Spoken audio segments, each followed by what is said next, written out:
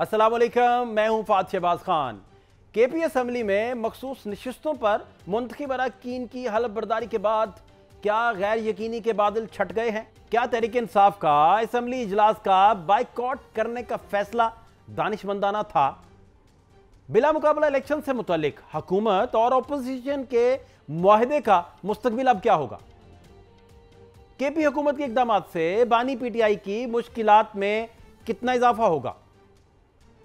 तहरीक इंसाफ के नाराज अरकान क्या चाहते हैं? नाराज अरकान ने स्पीकर केपी असम्बली से इलेक्शन रोकने की दरखास्त क्यों की? क्या हुकूमत ने मनसूबाबंदी के तहत कोरम की निशानदही का मनसूबा बनाया था? हल्फ लेने से मुतालिक बैरिस्टर गोहर का मशवरा क्यों ना माना गया? चेयरमैन पीटीआई को कौन सा बहरान सर उठाता दिखाई दे रहा है? पीटीआई के गेम प्लान के जवाब में ऑपोजिशन इत्तेहाद क्या सोच रहा है? क्या गंडापुर की वजारत आला खतरे में है? सेनेट इलेक्शन अगर कल नहीं होते तो मामला अदालत जाएगा या फिर इलेक्शन कमीशन को नया शेड्यूल देना पड़ेगा? Chief justice Peshawar high court justice SM Atiq के हुक्म पर गवर्नर खैबर पख्तूनख्वा फैसल करीम कुंडी ने मखसूस नशिस्तों पर मुंतखब होने वाले अरकान से हल्फ ले लिया। चीफ जस्टिस ने यह हुक्म आइन के आर्टिकल 255 की शिक 2 के तहत दिया था। दूसरी तरफ आज सुबह केपी में असम्बली का इजलास हुआ जिसमें हुकूमती अरकान ने अपने प्लान के मुताबिक शिरकत नहीं की और सिर्फ 3 अरकान अलामती तौर पर शरीक हुए ताकि कोरम पूरा ना होने की निशानदेही कर सकें, और ऐसा ही किया गया, जिसके बाद स्पीकर ने इजलास 24 जुलाई तक मुलतवी कर दिया, जिसे अपोजिशन लीडर डॉक्टर इबादुल्ला ने आइनी काम की अंजाम दही में ताखीर का सबब दिया।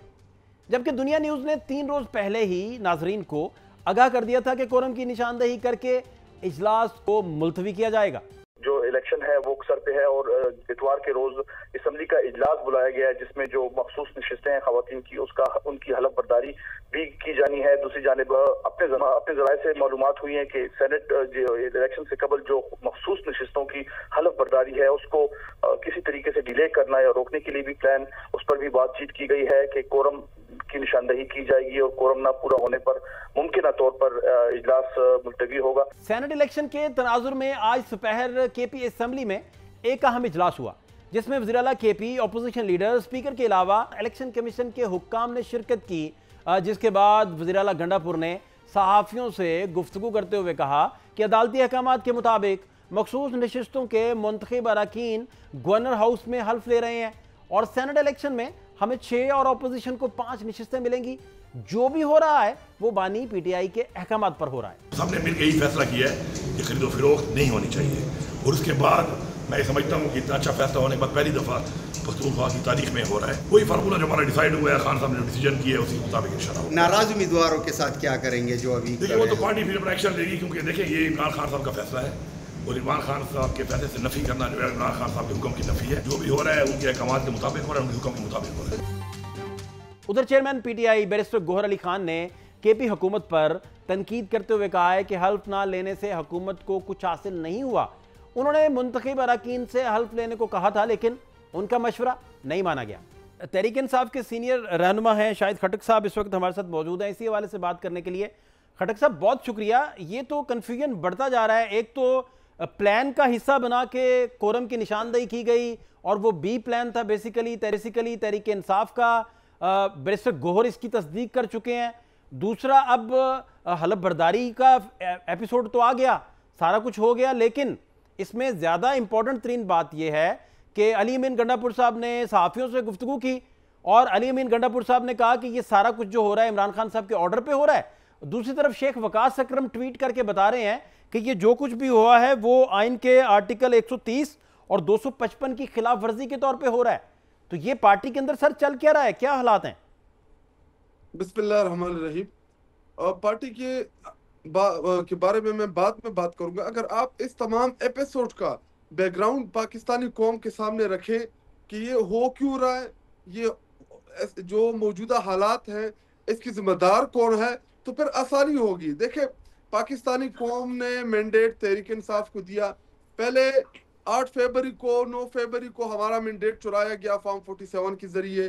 फिर उसके बाद सुप्रीम कोर्ट ऑफ पाकिस्तान के लार्जर बेंच ने फैसला दिया कि जो तहरीक इंसाफ में जिन लोगों के फॉर्म में तहरीक इंसाफ लिखा है वो तहरीक इंसाफ के मेंबरान कौमी और सूबाई असम्बली हैं, और जिन्होंने नहीं लिखा 15 दिन के अंदर वो पार्टी ज्वाइन कर लें, और ये मखसूस नशिस्तें पाकिस्तान तहरीक इंसाफ के हिस्से की बनती है।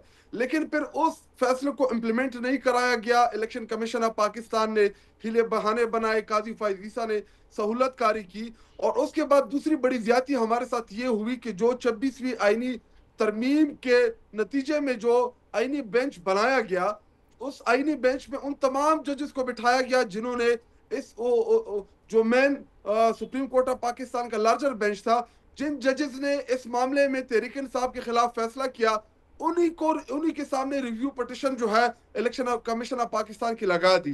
तो उन्होंने फैसला किया कि जी मखसूस नशिस्तें जो है ये माली गनीमत की तरह तमाम जमातों में बांटते, तमाम जमातों को दे दे।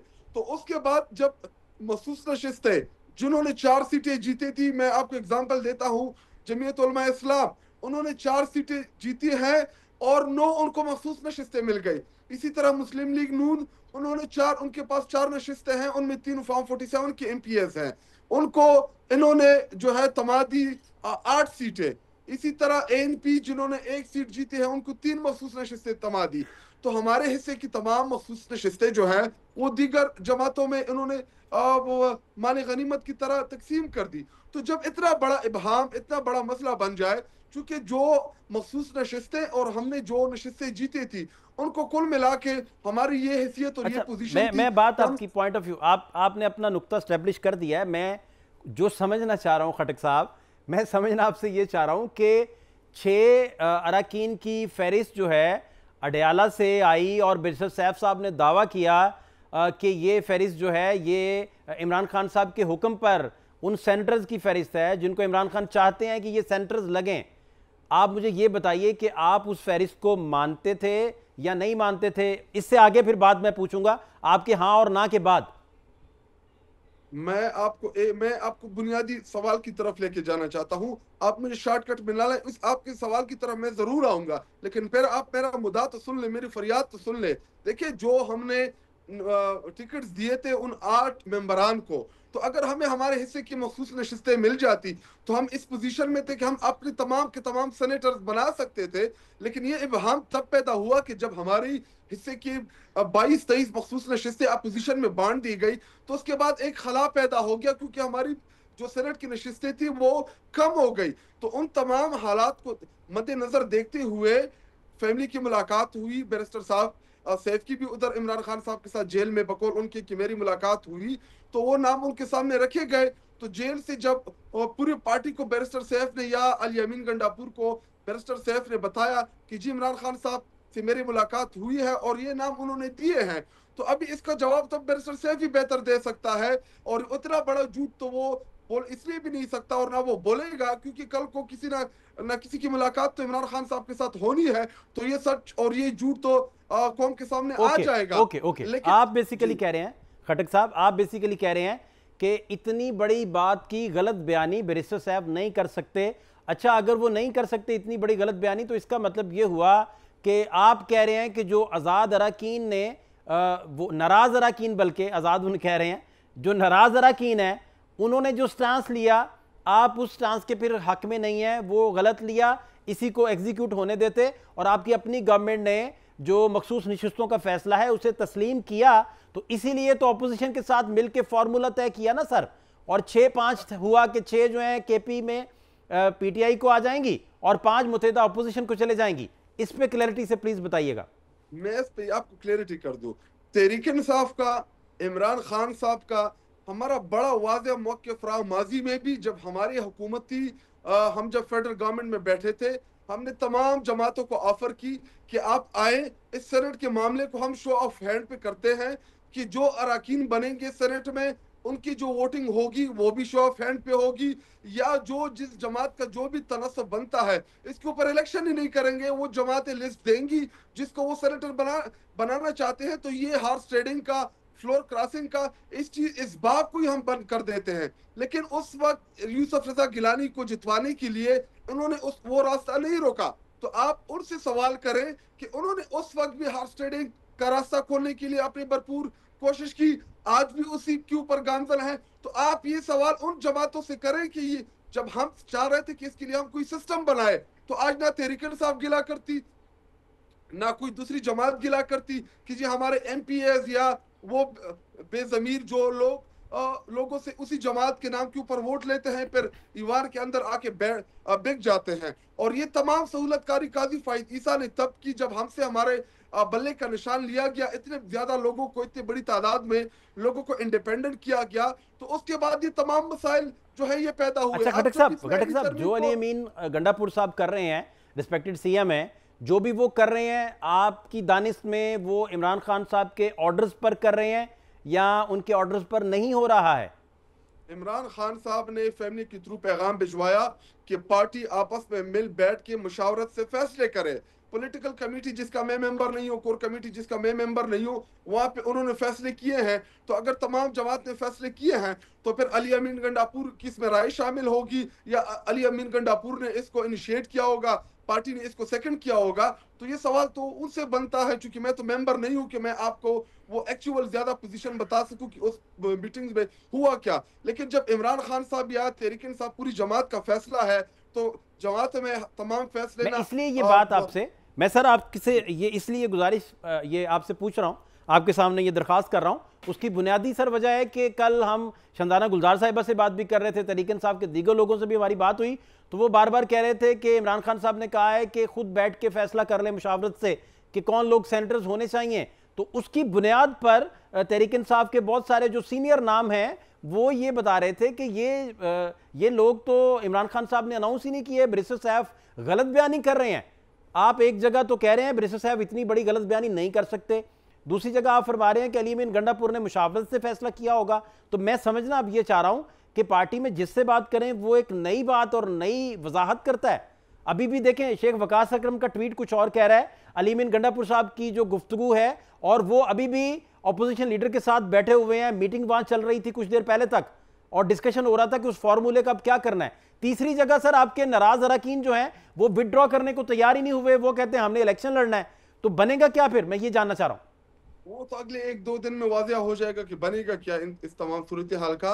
विद इन पार्टी एफर्ट शुरू है। हमारे सलमान अकरम राजा साहब जो पार्टी की सेक्रेटरी जनरल है, उन्होंने उन तमाम अरकान के साथ वहाँ पे मुलाकात भी की, उनके साथ वो राब्ते में भी होंगे। इसी तरह जो हमारे एक्टिंग चेयरमैन है बैरिस्टर गौहर साहब, वो भी कोशिश करेंगे, चीफ मिनिस्टर साहब खुद भी कोशिश करेंगे, दीगर जो हमारी सीनियर क़यादत है इस हवाले से वो भी सीरियस एफर्ट्स कर रहे हैं। देखिए आप मीडिया तमाम हमारे टिकट्स को तो डिस्कस कर रहे हैं, लेकिन उन टिकट्स को तो आप डिस्कस ही नहीं कर रहे कि अमीर मकाम खुद मिनिस्टर है, भाई उसका अपोजिशन लीडर है, बेटा अब वो सेनेटर बन रहा है। सेनेटर तला मोहम्मद जो कि JUI में था, पीपल पार्टी ज्वाइन नहीं की, उसको पीपल पार्टी का टिकट मिल गया। सेनेटर दिलावर खान जिसका मुस्लिम लीग नून के साथ कोई दूर दूर तक वास्ता ही नहीं था, उसको उम्मीदवार बना दिया। इसी तरह दीगर जो इस वक्त कंटेस्टेंट है अपोजिशन की जानिब से, उनके ऊपर तो आप सवाल करते नहीं है। हाँ हमारे कारकुनान जो है वो हमें अकाउंटेबल भी करते हैं, हमसे सवालात भी पूछते हैं, उनको अच्छे और बुरे की तमीज भी है, और यही इमरान खान साहब ने सिखाया था, उसी के ऊपर अमल पैरा है। अगर कोई अच्छा बुरा फैसला हो तो हमारी पार्टी के अंदर हमारे तमाम लोग उसके ऊपर अपने राय का इजहार करते हैं, लेकिन अगर आप उनके ऊपर तनकीद नहीं करते, उनको ज़ेरे बहस नहीं लाते और आप सिर्फ तहरीक साहब को ही ज़ेरे बहस ला रहे हैं, तो फिर ये आपकी बदनीयती के ऊपर, ये मैं इसको यही समझूंगा कि मीडिया की बदनीयती है, इसमें नेकनीयती शामिल नहीं है। खटक साहब इसमें आप जो मर्जी कहने का राइट रखते हैं सर, लेकिन JUI फे के जितने भी सेंटर्स हैं उनका तो उन्हीं से सवाल किया जाएगा। आपसे तो सर आपकी खिदमत में मैं यही पूछ सकता हूं कि मिर्ज़ा आफरीदी को आप क्यों लगाना चाहते हैं सर? जो आपके पास खुरम साहब हैं, खुरम ज़िशान साहब, उन्हें छोड़ के, इरफान सलीम साहब को छोड़ के सर, मशवानी साहब को छोड़ के, दीगर जो नाम KP की ऑर्गेनाइजेशन ने सर, जो तंजीम ने इमरान खान साहब को ख़त लिख के भेजे हैं, उन लोगों को सर बाईपास करके आप मिर्ज़ा साहब पे क्यों बाजिद हैं? मैं तो सर आपसे यही पूछूंगा ना, JUI फे के किसी सेनेटर का आपसे कैसे पूछ सकता हूं? मैं अगर देखिए अभी हमने जितने सेनेटर्स बनाने हैं उतने ही नाम देंगे। आपने अपने गुफ्तगू में मुराद सईद का जिक्र नहीं किया, आपने फैसल जावेद का जिक्र नहीं किया, आपने आजम स्वाति साहब का जिक्र नहीं किया, आपने रुबीना नाज साहिबा का जिक्र नहीं किया, आपने जो कादरी साहब हैं, नूरुल हक कादरी साहब, इनका आपने जिक्र नहीं किया। अगर आपको इन 6-7 नामों के ऊपर एतराज हो तो आप मेरे साथ बहस करें, मैं आपको जवाब दूंगा। अभी मसला बना हुआ एक सीट के ऊपर, इरफान सलीम वर्सेस मिर्जा अफरीदी। अगर आप मुझसे मेरी जाती राय पूछना चाहेंगे तो मैं चूंकि इस पार्टी का बुनियादी कारकुन हूं, तो मेरा जवाब आपको यही मिलेगा कि अगर मैंने जो अपनी राय दी है विद इन पार्टी या अपनी सीनियर क़यादत को, तो मेरा वोट, मेरा जो है वो इरफान सलीम के हक में है। लेकिन आप उन 6-7 नामों के ऊपर भी तो बहस करें ना। अच्छा, मुझे चले इसे और क्लैरिटी से, मैं आपकी खिदमत में और क्लैरिटी से। सर, मुझे मिर्जा साहब के नाम पे ना तो कोई एतराज हो सकता है, ना कोई प्रॉब्लम है। सर, प्रॉब्लम है कि शंदाना गुलजार साहिबा ने कल हमारे प्रोग्राम में बैठ के कहा था कि मिर्जा अफरीदी साहब ने 9 मई के ऊपर इमरान खान के लिए उनके खिलाफ एक प्रेस टॉक कर रखी है, प्रेस कॉन्फ्रेंस करके वो पार्टी से डिसोसिएशन कर चुके हैं। तो इस मयार पे उन्होंने कहा कि वो तो किसी सूरत भी एलिजिबल नहीं है सेंटर लगने के। और इसी तरह की पार्टी के अंदर बहुत सारी आवाजें हैं सर, आपकी अपनी पार्टी के अंदर, और रिकॉर्ड पे लोग मौजूद हैं। मैं सर क्यों भला मिर्जा अफरीदी साहब के लिए कहूंगा कि वो सेनेटर ना लगे? आप 100 दफा लगाइए सर। मैं शानदारा गुलजार की बयान से मैं उसके ना क्लियरिटी के लिए बैठा हूं, ना मैं किसी का तर्जुमान हूं पर्सनल हैसियत में कि उसने ये बोल दिया, उसने वो बोल दिया। मैं इन चीजों की क्लियरिफिकेशन दूंगा। मैं आपको जिस सवाल की तरफ मैं आपको लेके आ रहा हूं कि आपको मुराद सईद, फैसल जावेद या कादरी साहब या आजम सवाती साहब या इसी तरह हमारी जो रुबीना नाज एडवोकेट हैं, इन 6-7 नामों के ऊपर आपको कोई इतराज है? आपको इतनी पार्टी कोई इतराज नजर आया? अब एक सीट का इशू है, उसके ऊपर बहस भी हो रही है, उसके ऊपर तमाम लोग अपनी राय भी दे रहे हैं, विद इन पार्टी भी दे रहे हैं, इसमें खटक साहब एक बात और भी है। आप हमारे उन 7 अरकान को भी तो अप्रिशिएट करें। मुराद सईद जिसने इस पार्टी के लिए अपनी जान दांव पे लगाई, मुराद सईद को क्या थ्रेट्स नहीं मिले? मुराद सईद को जान से मारने की धमकियां मिली, मुराद सईद को सफाई हस्ती से मिटाने की बात हुई, उसके मुतालिक कहा गया कि हम इसको सिस्टम में आने नहीं देंगे। आप खटक साहब, मैं आपसे जानना ये सिर्फ चाह रहा हूं, आखिरी बात सर, आखिरी बात जो जानना चाह रहा हूं, टाइम की लिमिटेशन की वजह से सर, अदरवाइज तो मैं चाहूंगा कि आपसे बात चलती रहे। बड़े हमारे आप मोतबर हैं, बड़े मौजूद नाम है आप। मैं सर सिर्फ ये जानना चाह रहा हूं, सिंपल सी बात है सर, आप मुराद सईद साहब को जितना मर्जी ट्रिब्यूट पेश कीजिए, आपका सर राइट है। लेकिन आपकी पार्टी के अंदर बहुत सारे लोग कह रहे हैं कि बैरिस्टर सैफ साहब पे हम एतबार ही नहीं करते, और हलफ लेने का मामला देखें किस तरह उलझा के अभी आपके अपने ट्विटर हैंडलर्स कह रहे हैं कि वो आइन के 155 की वायलेशन भी है और 130 की, सॉरी 155 नहीं, 130 और 255 उसको भी वायलेट कर रहा है। और खुद आपने प्लान करके, कोरम की निशानदेही करके, प्लान बी करके उसमें से एग्जिट लिया। बैरिस्टर गोहर रिकॉर्ड पे आ गए, उन्होंने कहा मैंने कहा था हुकूमत से कि आप जनाब हलफ ले लीजिएगा, इसे ना उलझाइएगा। तो सर हलफ ले लेते उधर आराम से, अब गवर्नर साहब ने लिया, सारा मामला हुआ आपके सामने। अभी अगर आपको इतनी हमदर्दी है उन अरकान से जो हमारा हक खा के आए हैं, आप तो ना 26वीं आईनी तरमीम का जिक्र कर रहे हैं, ना तो आप सुप्रीम कोर्ट ऑफ पाकिस्तान के उस फैसले का जिक्र कर रहे हैं कि जिसके नतीजे में ये लोग इस ईवान में आए। तो अगर आप इतने बड़े बुनियादी सवाल छोड़ के मुझे सिर्फ हलफ बर्दारी की तरफ लेके आएंगे तो मैं तो आपके सवाल का जवाब नहीं दूंगा। मेरे साथ तो आप 26वीं आईनी तरमीम को भी ऊपर बात करें, आप तो मेरे साथ इसके ऊपर भी बात करें कि जो हमारा हक खाया गया, जो हमारे नशिस्तें हमसे छीनी गई, आप बैकग्राउंड तो बताए ना, तो पाकिस्तानी कौम को बैकग्राउंड बताएं। ये अरकान जिनसे अली अमीन गंडापुर जो हैं, उन्होंने ऑपोजिशन के साथ बैठ के क्यों आए? खटक साहब, क्या अली अमीन गंडापुर साहब ने मुतहदा अपोजिशन के साथ बैठ के फार्मूला तय नहीं किया? अगर आप मुतहदा अपोजिशन से ये सवाल करें कि जी जो नशिस्तें जिनके ऊपर आप हलफ ले रहे हैं, क्या ये आपके हिस्से की बनती हैं? क्या ये आपका राइट था? क्या ये आपको मिलनी चाहिए थी? सर ये अगर उनका राइट ही नहीं था तो आप अपोजिशन के साथ बैठ क्यों रहे हैं? तो अभी जब सुप्रीम कोर्ट ऑफ पाकिस्तान ने एक नहीं तो आप दे दिया, शराकत का फार्मूला क्यों तय कर रहे हैं? फिर गैर आईनी तरमीम के नतीजे में जो आईनी बेंच बनी, आपके साथ केपी हुकूमत जो है फिर बाइकआउट करती है इसका। हमारे पास केपी गवर्नमेंट इसका बाइकआउट करती है ऑपोजिशन के साथ। आपका जब एक क्लियर स्टांस है जी, आपका क्लियर स्टांस है, आपका ये कहना है कि ऑपोजिशन हकदार ही नहीं है इन सारी नशिस्तों की। आप अगर इसके फॉलोअर हैं, इस मुद्दे के आपका आपका आपका राइट है सर, इसको सच समझिए, बिल्कुल आपको इसे आपके पार्टी डिसिप्लिन के मुताबिक समझिए, बिल्कुल ठीक बात है। लेकिन आपकी सर हुकूमत उनके साथ मुज़ाकरात कर रही है, निगोशिएट कर रही है, गपशप कर रही है, फिर फॉर्मूला तय करती है। उस गवर्नमेंट को कहिए ना जो सर आपकी गवर्नमेंट है, वो क्यों उनके साथ बैठती है? अभी मुझे आप बताएं कि अगर आईनी बेंच ने फैसला दे दिया है, उनको वो नशिस्तें दे दिए, तो आप मुझे बताएं हमारे पास और क्या रास्ता बचता है? मैं आपसे सवाल कर रहा हूं सर। बहुत शुक्रिया आपके कीमती टाइम के लिए। तो राइट ही नहीं जी जवाब देने का, क्योंकि आपकी पार्टी है सर, आपका डिसिप्लिन है, आपकी हुकूमत है, आपने सारा तय करना है किसके साथ बैठना है, किसके साथ नहीं बैठना। और सबसे बढ़कर अगर आपको मखसूस नशिस्तों के फैसलों पे भी एतराज़ था तो बहुत सारे इसके कानूनी हल तो मौजूद नहीं थे, लेकिन मॉरल ग्राउंड्स बहुत सारी इसकी मौजूद थी जिन पर इंप्लीमेंट किया जा सकता था। शॉर्ट ब्रेक एक लेंगे जी, हमारे साथ रहिए। ब्रेक के बाद खुश आमदीद। केपी जो है इस वक्त मरकज़ निगाह भी बना हुआ है और वहाँ से कंट्रोवर्सीज भी बहुत सारी जन्म ले रही हैं। सबसे इंपॉर्टेंट किरदार जो है वहाँ वो नाराज़ अरकान हैं। इस वक्त जो लीडर हैं नाराज़ अरकान के वो हमारे साथ मौजूद हैं। इरफान सलीम साहब, पाकिस्तान तहरीक इंसाफ का बहुत बड़ा नाम, बड़ी देर से वाबस्ता है तहरीक इंसाफ के साथ। बहुत शुक्रिया टाइम देने के लिए। अभी क्या देख रहे हैं मामलात को? आपका जो कल बहुत सारी काविशें भी की गई, आज भी कुछ काविशें जारी हैं आपको मैनेज करने के लिए या मनाने के लिए या ये बताने के लिए कि आप थोड़ा पीछे हट जाइए। लेकिन दूसरी तरफ जो असम्बली का प्लान था, जो प्लान बी था, जो बैरिस्टर गौहर साहब ने भी बताया कि भाई हमने तो गवर्नमेंट से कहा था आप हलफ ले लीजिए, तो इसका मतलब है कि गवर्नमेंट भी बेसिकली इसी पैटर्न पे सोच रही है जिस पैटर्न पे आप सोच रहे हैं बेसिकली। या आप कैसे कंक्लूड करेंगे इन सारे सियासी मामलात को? इरफान सलीम साहब। देखिए सबसे पहली बात यह है कि मैं नाराज नहीं हूँ, हम किसी सीट की खातिर नहीं खड़े, हम सीट नहीं मांग रहे। इस वक्त जो बात है वो सीट की नहीं है या किसी ओहदे की नहीं है।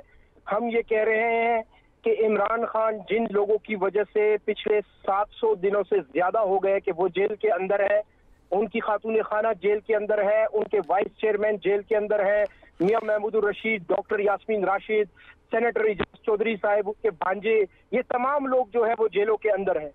वो लोग जिन लोगों की वजह से इमरान खान जेल के अंदर है, वो पार्टियां जिनकी वजह से 26वीं आईनी तरमीम आई, वो पार्टियां जिनकी हुकूमत में जो है वो जाली हुकूमत में हमारे कारकुनों को, निहत्ते पुरअमन कारकुनों को डी चौक पर गोलियां मारी गई, 9 मई का वाकया कराया गया। इसके अलावा सैकड़ों ऐसी मिसालें हैं कि जो गैर आईनी, गैर कानूनी और आइन से बालातर होकर जो है लोगों ने इन पार्टियों के लीडरों ने और इन पार्टियों की हुकूमतों ने जो इस पाकिस्तान में जो निजाम इस वक्त कायम किया हुआ है वो मावराए आइन और मावराए कानून है।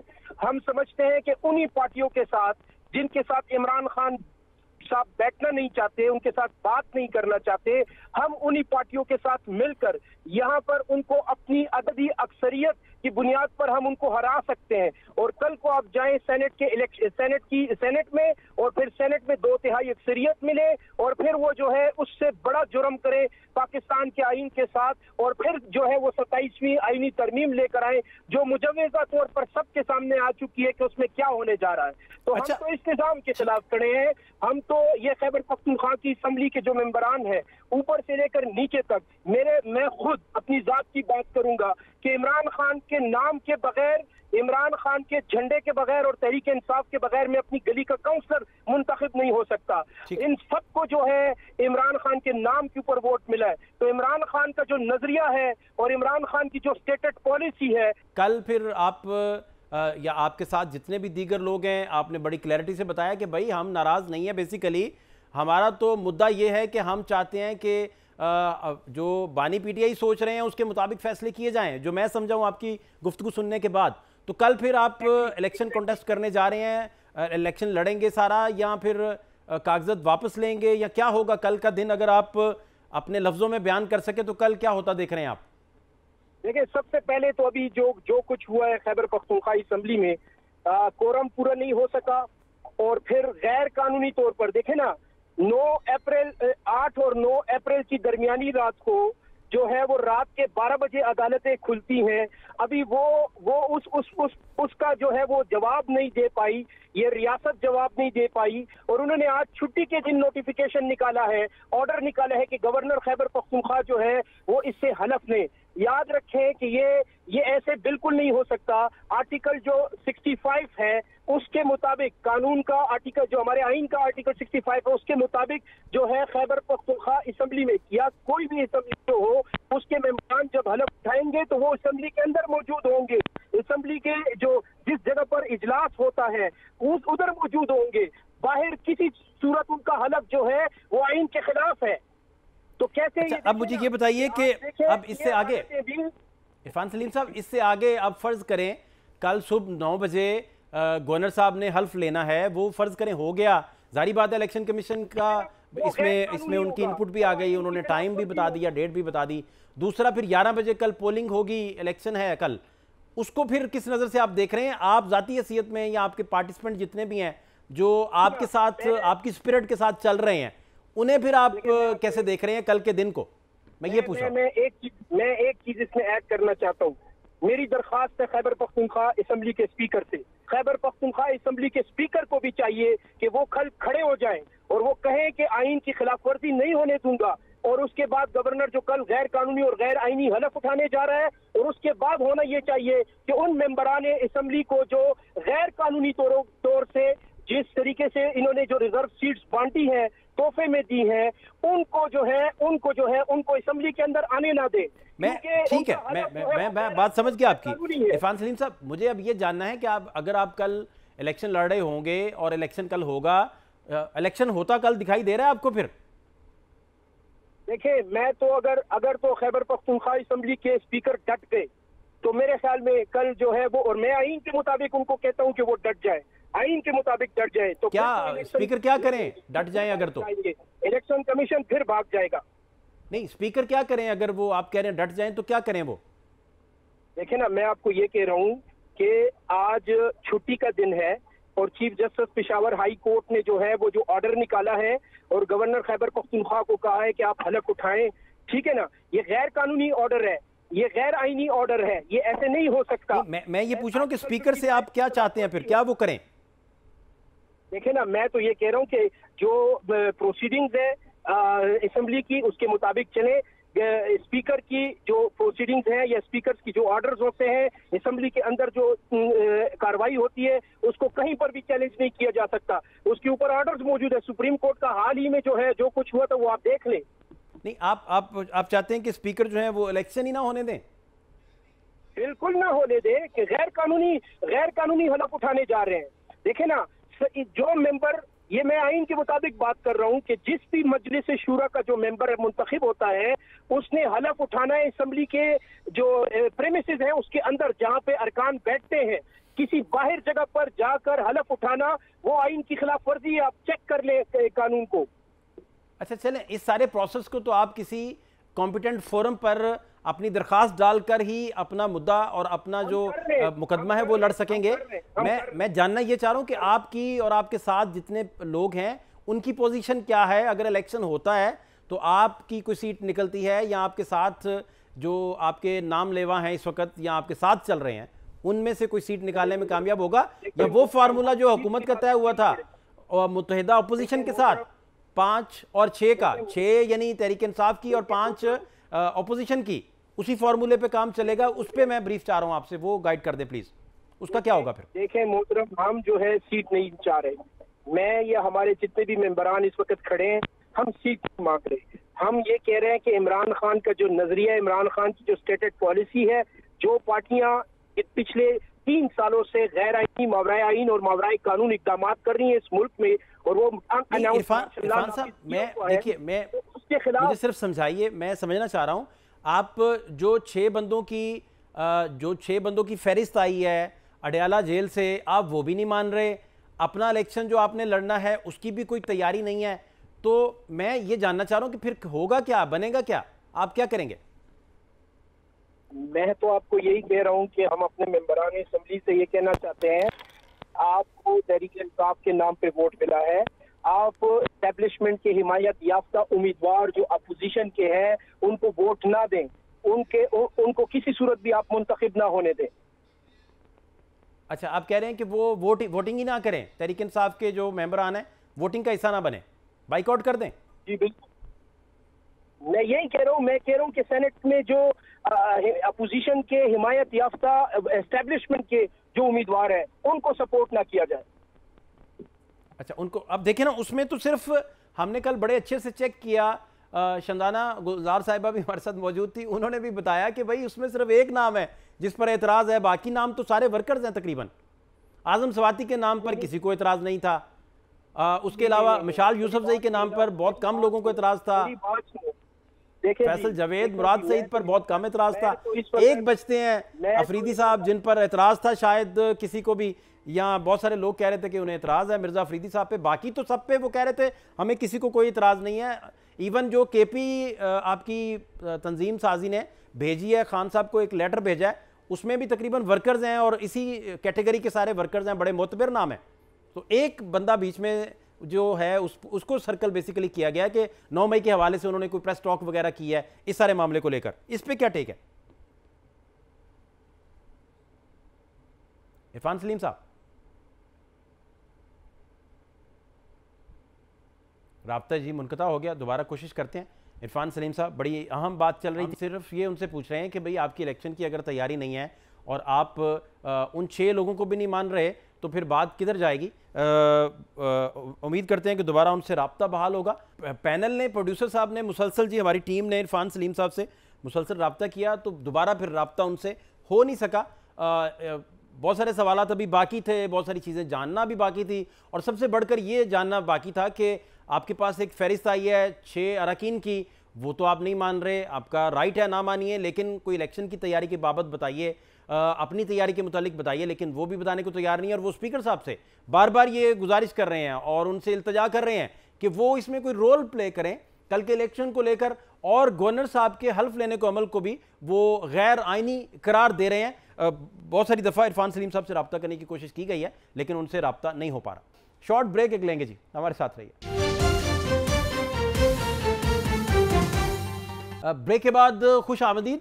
केपी के हालात पर इस वक्त हमारे साथ बड़े रेलिवेंट पर्सनैलिटी हैं जी, कोऑर्डिनेटर टू प्राइम मिनिस्टर हैं इख्तियार वली साहब। बहुत शुक्रिया सर प्रोग्राम में टाइम देने के लिए। मैं जानना सर आपसे ये चाह रहा हूँ कि ये मंजरनामा अब केपी का क्या बनेगा, चूँकि अपोजिशन के साथ एक फार्मूला भी तय पाया था, उस फार्मूले का क्या बनेगा? नाराज अरकान ने तो विदड्रॉ ही नहीं किया, वो तो कहते हैं हम तो इलेक्शन सर लड़ेंगे।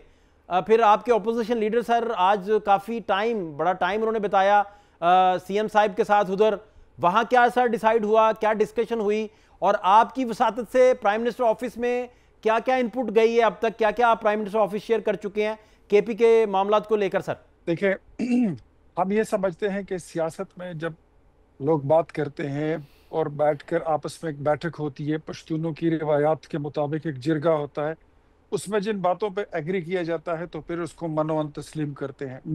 डिसाइड दिस, मैं पर्सनली ज़ाती तौर पे मैं इस इत्तेहाद से, इन मामलात से, इस तकसीम के इस फार्मूले से मैं बिल्कुल भी ज़ाती तौर पे एग्री नहीं कर रहा था, because there were some ambiguities और मेरी कुछ रिजर्वेशंस थी। बट अगर एल्डर्स ने फैसला कर लिया, पार्टी की क़यादत ने फैसला कर लिया, मियाँ नवाज शरीफ साहब इसको गो अहेड करते हैं, वज़ीर आज़म साहब गो अहेड करते हैं, तो देन हमें उसको फॉलो करना पड़ता है और हम उसके साथ एग्री करते हैं। हमने एग्री किया, डिसाइड दिस कि हमारी रिजर्वेशंस थी, लेकिन आज आपने जो देख लिया ये वही हुआ जो मैंने पहले दिन प्रिडिक्ट किया था कि तहरीक इंसाफ कभी भी किसी भी वक्त, इनके लीडर की उसका ये तुरा है कि वो यू टर्न लेने को अपना, वो उस पर फख्र करता है, वो उसको कोई मायूब नहीं समझता, तो जो उसके कारकुन हैं वो तो उस पर और ज़्यादा लुडी डालेंगे। तो जो आज उन्होंने किया खैबर पख्तूनख्वा असम्बली में, जो उन्होंने हल्फ नहीं लिया, ये आइन से भी रूगरदारी है, और ये उन्होंने मेरे ख्याल में अपने लिए और ज़्यादा मुश्किलात वो बढ़ाने की कोशिश करेंगे, क्योंकि सिर्फ आज का दिन नहीं है, this is not only today, कल फिर आ रहा है, कर आपके और बड़े हमारे साथ भी मामलात आएंगे, फिर आपने आइन और दस्तूर और कानून की ये विपता आपने फिर रोनी नहीं है। अगर आप मावराए आइन करते हैं, अगर आप मावराए कानून काम करते हैं, अगर आप ज़ाती एजेंडे को तकमील पहुंचाने के लिए इसी तरह सियासत को और पार्लियामान को और मेंबरान असम्बली को इस तरह आप तंदूर में फेंकेंगे और अपनी मर्जी आप उन पे थोपेंगे, तो आज के बाद फिर कल आएगा और कल फिर आपने रोना नहीं है। मैं नहीं समझता। मेरे ख्याल में अभी भी इनको जो हलफ तो हो जाएगा मेंबरान का, गवर्नर साहब उनसे हलफ लेने जा रहे हैं, लेकिन कल भी अगर स्पीकर ने कोई इसमें शरारत की और मेंबरान को असेंबली में दाखिल होने से रोका या उनको वोट डालने से रोका, तो फिर मामलात कहीं क्या और इतलात हैं आपके पास? एग्जैक्टली क्या इतलात हैं? कल के दिन को आप अपने लफ्जों में अगर एक्सप्लेन करें तो क्या क्या अंदेशा है जो हो सकता है पॉसिबली? ये मैं कोई अंदेशे की बात इसलिए नहीं करना चाहता because another team is sitting and they are arguing and they are discussing the things two के बीच में कोई रास्ता जो है वे आउट वो निकाल लिया जाए। मैं खराब नहीं करना चाहता उन दोस्तों के। अच्छा, मेरे व्यूअर्स को भी बताइए प्लीज कि वो बीच का रास्ता क्या है, क्या ऐसा डिस्कस हो रहा है? बीच का रास्ता यही है कि अली अमीन कहता है कि जिनको हमने टिकट्स दिए हैं ये वही लोग हैं जिनको हमारे चेयरमैन ने टिकट अलॉट करने का कहा है, लेकिन जो उनके कारकुन हैं जो खड़े हुए हैं, ऑल्दो मैं आपको एक बात ये क्लियर कट बता दूं, मैं all my sympathies are with the people because मैं खुद वर्कर क्लास का बंदा हूं, मैं मिडिल क्लास का बंदा हूं, मुझे मेरी हमदर्दियां हैं उनके साथ, लेकिन मैं कोई तहरीक इंसाफ का कारकुन नहीं हूं। नजरियाती कारकुनों में और हादसाती कारकुनों में यही फर्क होता है। मेरे 100 इख्तिलाफ है अमीर मकाम के साथ, मेरे बड़े डिफरेंसेस हैं जो उनके फैसले हैं, लेकिन but once if it is decided by the central leadership then I have no, मेरा पे राइट जो अगर बनता भी है मैं उसको एक्सरसाइज नहीं करूंगा कि मैं मजीद उसमें आर्ग्यू करूं। लेकिन पीटीआई में अगर ये अपने चेयरमैन की बात नहीं मानते हैं तो ये तो ऐसा ही लगता है जैसे सारे एक दिन पैदा हुए हैं, इनमें कोई बड़ा ही नहीं है, इनमें कोई छोटा भी नहीं है, इनमें कोई मामू भी नहीं है, कोई ताया चाचा लाला मामा काका कोई नहीं है, सब एक दूसरे के बराबर हैं और जिसकी जो मर्जी है वो करे। तो अली अमीन ने अगर गारंटी ली है उसको अपनी बातों को मंतकी अंजाम तक पहुंचाना होगा, अदरवाइज कॉन्सिक्वेंसेस होंगे खराब। मैं जानना सर आपसे ये चाह रहा हूं कि अभी थोड़ी देर पहले शेख वकास अकरम साहब ने भी ट्वीट किया, उन्होंने कहा कि ये जो हल्फ बर्दारी का मामला हुआ, हल्फ लिया गया, ये तो आइन के आर्टिकल 130 और 255 की सरीहन खिलाफ वर्जी है, गवर्नर इस तरह हल्फ ले ही नहीं सकते, आइनी मामला है बहुत बड़ा, ये गुफ्तगू भी उधर हो रही है, तो इसका क्या जवाब है सर? शेख वकास अकरम एक बेवकूफ़ आदमी है, एक बेवकूफ़ और नालायक इंसान है। उसको ये नहीं पता कि जो ऑर्डर हुआ है, जो हल्फ लिए जा रहा है, वो पेशावर हाई कोर्ट के चीफ जस्टिस के ऑर्डर्स की रोशनी में लिया जा रहा है। ये कोई दरादम खेल में नहीं बना ये ऑर्डर, ये कोई बनीगाला में किसी ने नहीं छापा, ना ये जमान पार्क से आया है, ना ये अडियाला जेल का कोई ऑर्डर है। बहुत शुक्रिया जी। प्राइम मिनिस्टर के कोऑर्डिनेटर रहे थे कि अली अमीन गंडापुर साहब ने जो भी डिस्कशन किया है वो उस पर अगर अमल पैरा नहीं होंगे तो इसके कॉन्सिक्वेंसेस होंगे। कल के दिन को लेकर वो कह रहे हैं कि मैं कोई स्पेकुलेट नहीं करना चाह रहा, लेकिन कल के दिन स्पीकर कोई रोल उसमें प्ले कर सकते हैं। अगर उन्होंने जितने भी अरकान हैं उनको आने से रोका और कोई ऐसी कदगन लगाई तो फिर इसके कॉन्सिक्वेंसेस होंगे। प्रोग्राम का वक्त खत्म हो जाता है। फात शहबाज खान को इजाज़त दीजिए, अल्लाह ने के बाद।